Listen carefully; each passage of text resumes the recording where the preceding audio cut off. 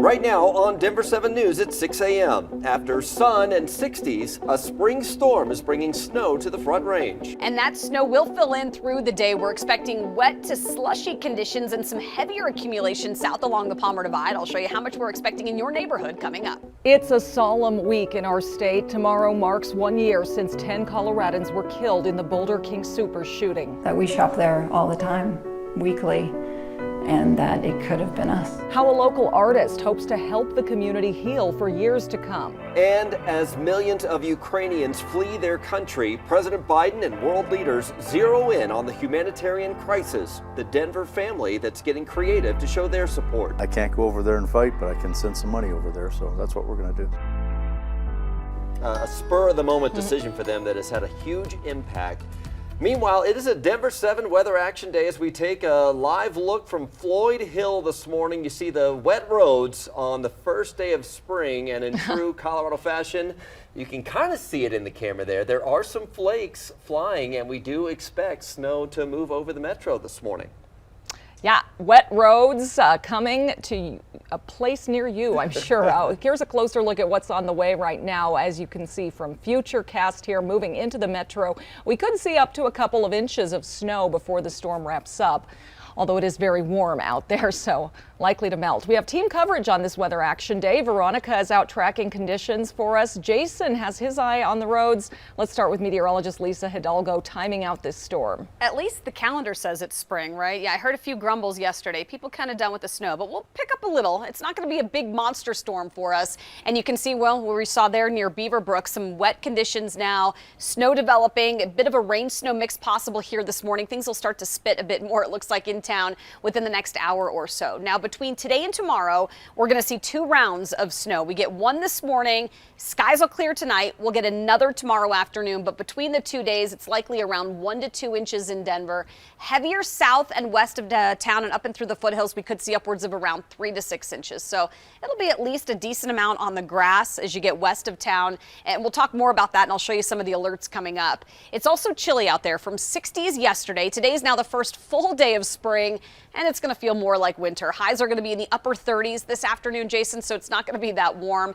It'll be pretty windy, too, especially late tonight into tomorrow. We'll take a closer look at the winds on the Super 7 Day coming up. And right now we do have a problem out to the east side of town. I'll get to that in just a second, but most of the Denver roads look like this, basically dry with a little bit of light snow falling across downtown Denver out to the west side of town, making it wet more out to the west. We'll get a report from that area in just a minute. Take a look at the drive out there to the east side of town, and this is the section of Iliff that I'm talking about that's closed down right here between basically Xanadu and Vaughn Way. Take a look from the video there. You can see the traffic is actually have to take a left as you come off of 225. You have to go left down Vaughn Way over to Yale, and you can see the workers continue to do some of that water line break. So take a look at the map again, and you're going to be forced to go all the way down to Yale. Yale or Mississippi are really good alternates. The rest of the drive looks just fine for now. Starting to get maybe a little bit more wet out to the west side of town than we are in other areas, but for the most part, it's a pretty decent ride. Over here at the Hogback, right there at the Morrison exit off of I-70, that's where Veronica Acosta is hanging out, looking at some of the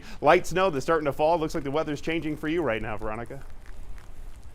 It's definitely changed. Within the last 30 minutes or so, we were seeing that rain flurry mix at about 5 a.m., 5:30, and now we're seeing something a little bit different. That snow definitely starting to fall, starting to stick on the ground as well. You can see it coming down pretty quickly. The wind's blowing on that light post as well, whereas it wasn't sticking about 30 minutes or so ago. You can see the pavement is also wet now, but traffic, not much of it here near Morrison, this Morrison Park and Ride. Besides that, we have seen a couple of CDOT plows out and about. They are getting ready themselves for all that snow and getting ready to go out there and make sure the roads are clear for everyone. Guys, back to you. All right, thank you, Veronica. Looking a little wetter out there. We'll be covering the storm right here all morning long. You can get 24/7 Colorado news and weather updates anytime by downloading the free Denver 7 Plus app on your favorite streaming device. Well, tomorrow marks a painful day for our Colorado community. It has been 1 year since 10 lives were taken at a Boulder King Superstore. And so starting tonight, the Table Mesa location will be closed to the public in remembrance of those killed and give the community time to reflect. Denver 7's Colette Bordelon joins us this morning from Boulder. Colette, statewide, all King Soopers and City Market stores will have a moment of silence to mark the day. Yeah, Brian, that moment of silence set for 2:30. It's around the same time as the shooting started here at the King Soopers off of Table Mesa in Boulder. Now, the pause is a chance to honor the lives lost on that day, March 22nd of last year. But it's hard to believe it's been a year since that happened, when a gunman started shooting at people in the parking lot and then moved into the store. Boulder police officer Eric Talley was one of the victims and the first officer to respond to the scene during the shooting, saving lives as he gave his own for his community. Among the victims were 2 King Soopers employees and 7 others, ranging in age from 20 to 65. The president of King Soopers says closing the store is a way to give employees the space needed to continue navigating the healing process. The store in Boulder just reopened to the public a little more than a month ago after being redesigned. Inside is a mural done by a Boulder artist over the course of 3 months who says the work was cathartic and hope it brings some comfort to employees and customers. Once I finish a painting and it's hanging and it's appreciated, it's no longer my painting. It's now appreciated and part of the community. So it's hopefully continues to gift the community for what it's meant. And you can see that mural right here over my shoulder in the King Soopers behind me. Now, those with King Soopers say there are plans for a remembrance tree garden on the west side of the store, with a tree being planted for every victim. The store will be closing tonight at 11. It'll reopen at 6 in the morning on Wednesday. Live in Boulder, Colette Bordelon, Denver 7. A much more comforting sight as you enter the store now. Thank you, Colette. Denver 7 will have team coverage of Remembrance Day tomorrow on air on our website, thedenverchannel.com, and on our Denver 7 Plus app. Well, people donated more than $6.5 million after the shooting at King Soopers. Our partners at the Denver Post are taking a closer look at how that money was used in the years since. Most of it is going to the families of the 10 victims, and donations went to 2 groups. The Colorado Healing Fund collected more than $4.7 million. It has distributed all but $570,000 to other nonprofits, including more than $3 million for the victims and victims' families. The Colorado Foundation collected more than $1.7 million. It has distributed all of its money to other nonprofits, including $957,000 intended for the victims. Both groups also gave sizable donations to the Boulder Strong Resource Center, a nonprofit offering counseling and other mental health services. The man who live streamed the Boulder King Soopers shooting will face trial this summer. Dean Schiller faces obstruction charges.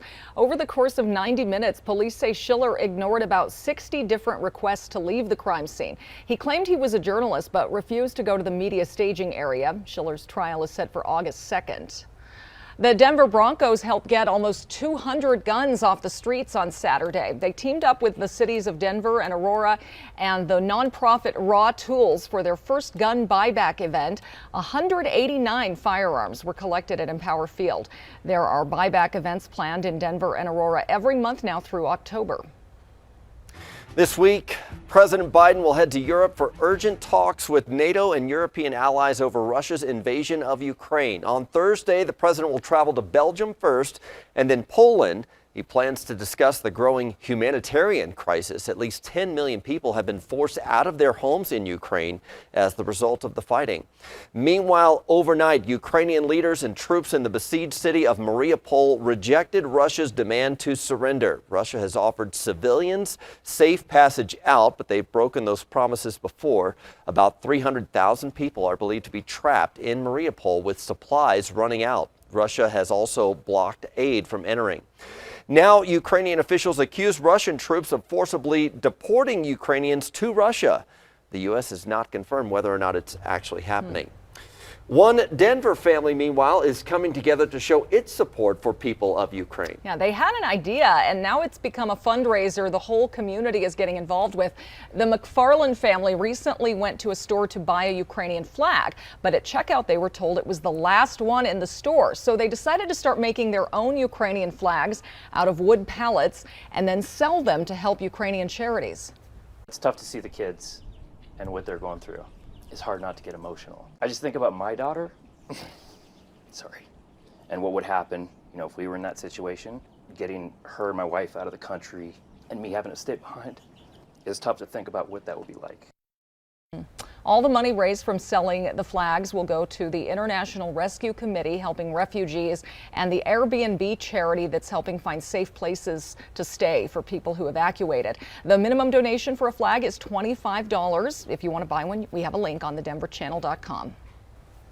It's now 6:10, and at this point, the roads are still dry in Denver, but we're starting to see that weather move in, and if you're getting up into the foothills, you're going to start to see some light snow showers there. Mid to upper 20s here by about 9. We're likely at that point going to see some light snow in Denver, and it looks like a bit of a mix possible again late day today. Highs will be in the upper 30s. We'll see clearing skies tonight, clear skies tomorrow morning, and then another chance for a little rain and snow. So kind of a cold and soggy start to spring. And we're looking down from Air Tracker 7 right there at the intersection of I-25 and I-70. You can see this is 44th Avenue right here, so this would be the northbound side of I-25. Headlights of the southbounders and I-70 looking okay as well. You can see some increase in traffic, but so far dry on these roadways, which is helping us out for this commute. We'll take a look at the west side of town and some of the wet areas coming up in just a minute. Having access to clean drinking water is something we might take for granted, but one Colorado mountain town is running out of water. The problems for Empire and the warning it's issuing to residents. And Colorado companies are making some progress diversifying the number of women now serving on boards across our state.